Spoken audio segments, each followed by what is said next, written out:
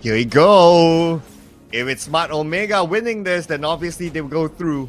So Minana EVOS, this is a must-win for them. If not, they will face off against Judo Red Giants at the lower bracket. And now, with a little bit of jungle invasion, nothing too significant as Smart Omega secures the purple buff.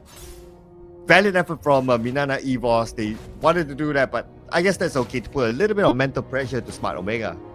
Yeah, I think like just a little bit of a signal warning is just about enough for them to be holding back for the time being. Whereas heading into most part, like they don't really want to take too much of a risky attempt as well from their side.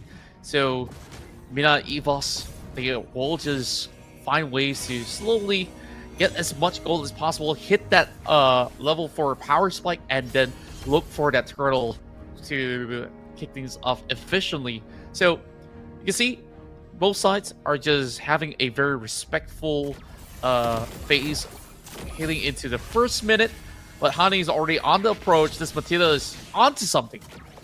Okay, but it's still like level 3, some of them just about level 4, so I don't expect to see like big moves just yet. Plus it's like 15 seconds before the side objective appears. That's going to be the first turtle, so they kind of chill for now and I guess prepare for that.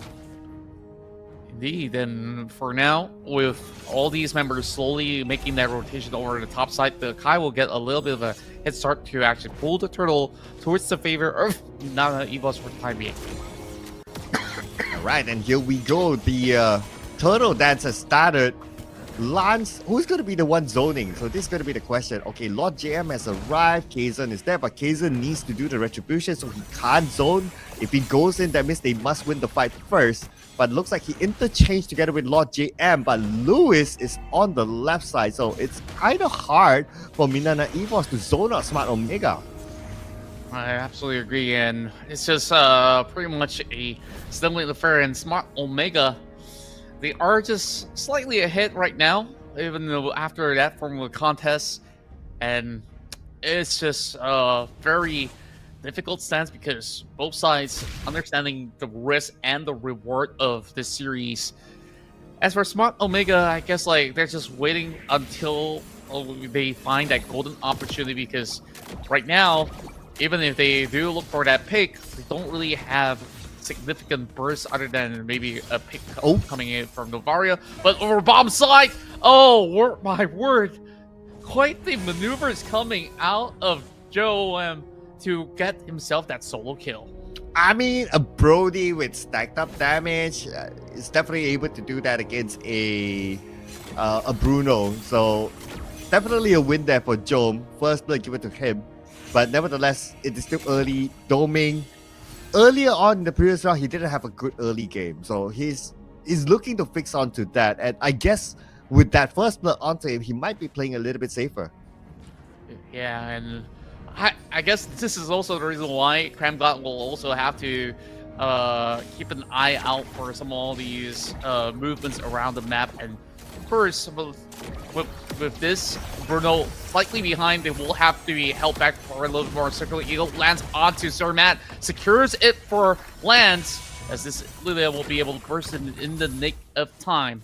So for now, that's just a 1-for-now-1 exchange. Pretty much extended. The turtles coming up yet again. There's a little bit of challenge coming in from the Edith, while Lewis will have no problems after all over the top side to really hold him down. The main course is already in position, so let's see if EVOS can actually do a quick one. And here we go, Turtles down to 40% of health. Who's going to land that right retribution? As we can see, Lord GM will be targeted, but it's going to be Kazan landing the retribution. It goes to Minana EVOS, and that is going to be the objective that is theirs. Very close between the two teams, 500 gold difference, not that far indeed. Yeah, and it's just slight advantages as they are trying to find ways to open things up. Well, this is just going to be the Requiem being expended just to buy a little bit more time. But with 3 members out there, I don't think that there is a way out for this Edith. Yeah, definitely not. So That's just like rotation coming from Smart Omega, right? So it's nothing too wrong about that, but maybe it's just like whether he kind of senses that they are rotating towards him or not. But to be fair, Smart Omega, most of them weren't visible on the map, so they could have gone like either way, like either the bottom lane or the mid lane. So that was just what happened. Now, once again, looking for a target over the bottom side. They committed with the Hurricane Dance, and it seems like they won't be able to find anything at all. JLM just quickly flickers away, and now it's a little bit of a stalemate situation. More and more defensive stats coming across, while the rest of MINANA EVOS will need to eventually find a focus where we're just looking at all these players just getting resources, and they're just preparing for what's at stake. All the big fights that will happen around Lord later on. Here we go. Speaking about the Lord, it's not yet up, but the turtle is going to be up about 15 more seconds. Both teams really respecting each other. It's a very different pace as compared to before, because you don't have like the Baxia who is like jungle invading and also rotating from lane to lane. Everyone's like, okay, we just stay objective. If we get a pick off, that's fine. If we don't, then that's okay as well. Speaking about pick offs, it won't happen on Lord JM since he is tanky. Same goes for Kaizen as well. However, because of the zoning that's currently being dished out by Smart Omega, they will start the turtle. They will have a huge control over the river side. Kaizen will have to face check this one. He's an Akai, he'll be able to survive any brunt of the damage, and Circling Eagle now spots out Lewis. He does get the steal! Smart Omega did not really come in with a swift response. And now we'll scramble to actually find an exit, but from the back, Lewis lands a KO blow, but there's not too much of damage being dealt just about yet. You see, MINANA EVOS members, they have high mobility, and some of their units are pretty hard to actually shred down. From the side of Smart Omega, it's all about buying as much time for this Brody to come into effect. So the contest over on the purple buff right now will actually go over to Kaizen. He will be able to retribute it across the block, and Smart Omega will lose that very, very swiftly. And we still see a little bit more of that wiggle room over the top side here. This is where JLM will be visited. And can MINANA EVOS actually do anything about this? Yeah, this is the game sense for Joan, right? As if we were to make comparison with Lord JM, he kind of senses that, okay, they're done with the mid lane, they're probably going to find him at the top lane. He is somewhere in the middle of the lane, so immediately retreats back, and true enough, they were looking for him. And these are all those macro movements as well that you're aware of your opponents and surrounding. Hence, he is safe for now. And like what you say, he has to scale to a certain level before he's able to really dish the pain onto MINANA EVOS. And MINANA EVOS knows about that, and that's why they're going in for him. But the top lane, here we go. Hurricane Dance pins out at Novara Real. Goes off the course. Surmat now killing all the way back, but the rest of MINANA EVOS finds their target. They burst down that mid as well. All the frontliners are gone. They will have to give way for this turret, as there is just way too much pressure being piled upon it. Now MINANA EVOS takes back the lead, and they are 3,000 ahead, just perfectly in time for the Lord as well. So this is not a good sign for Smart Omega. Oh yeah, Smart Omega, but look at this. They're playing this smartly. Lewis is circling around, so Lewis could probably surprise them from behind. However, he does not have the retribution. He's not a jungler. And Lance, Black Shoes, all the way behind, puts him in an awkward position to be caught out, and Lance will be taken out by Jome. But now, the Lord is down to 10% of health. They're almost there. Who's going to land the retribution? But before that, it's going to be Matt going down now. That also means that Lewis. The retribution is out. Smart Omega has the opportunity to retribution and steal away the Lord. And true enough, they will do so with Ray L there. And just like that, they turn this one around. They still have all 4 members here surviving, some of them just by the skin of their teeth. That was way too far long extended. MINANA EVOS have lost Kaizen in the process, and you see a little bit more of a scattered position where there's not really a firm decision on whether or not do they want to cause a bait. But even if you want to bait Smart Omega into the fight, you shouldn't have withered down the Lord all the way down to 5%. And at least now they get the consolation of a pick. Lewis will fall. At least that's one Paquito out of the way. Ooh, okay. At least there's something there. So we gotta be careful because Domain, as a goal laner, he has the scalability towards the end. And Kazan stealing away the purple buff. Did he manage to get it? Or was it given to Matt? Okay, Matt managed to steal it away. Yeah, it seems to be Matt with the buff while there is a Lewis coming in for a flank. This isn't exactly the perfect angle. They still have to deal with the Lord. The damage output coming in from Lilia itself should be able to do the trick. The rest of Smart Omega has got no more business up here. Meanwhile, over the bottom side, you see more of that spacing created by Domain with one crashing wave, and this Paquito will be able to handle it. So another 1.5 minutes. And here comes Hurricane Dance, pinning one to the wall. Astral Recall spots everywhere out. A huge Minoan Fury over onto full members, but they don't have what it takes to chunk down MINANA EVOS. Flickers out for the side of Lewis, and now they go in for a swift reset. I would say that could have been a little bit cleaner. I mean, it's still a 1-for-1 trade-off, which isn't exactly too bad, as they managed to eventually put KramGod further behind.